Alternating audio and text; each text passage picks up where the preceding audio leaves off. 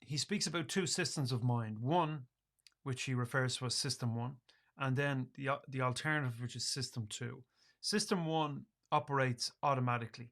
It's really fast, and you don't have to think about it.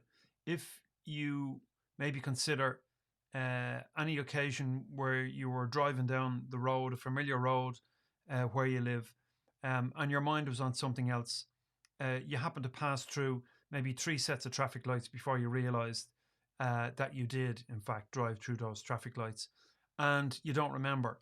Well, if you've had a situation like that, most people have, you will find that that was your automatic System One had taken over the process. So, System One is something that operates in the background. It's something you don't have to think about. It it it makes judgments, it makes calls on your behalf. Now, it's not separate from you, it is an aspect of you, an aspect of mind.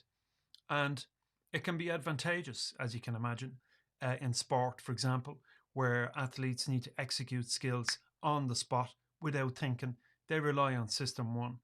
Uh, when you are executing a task in your work that you're familiar with and you barely need to think about it, you can handle maybe something else, maybe two other things at the same time. So these two or three things that you're doing, you've practiced and you're well rehearsed in those. They almost seem to activate and perform themselves without your conscious input. Well, then that's System One. So System One can be quite helpful. However, System One can also be a little bit disadvantageous insofar as we make judgment calls that aren't in our favor, the results of which are not in our favor. And oftentimes this would come down to, let's say, maybe financial decisions or maybe learned behaviors that maybe we pick up in our environment as children that they don't help us in the learning process.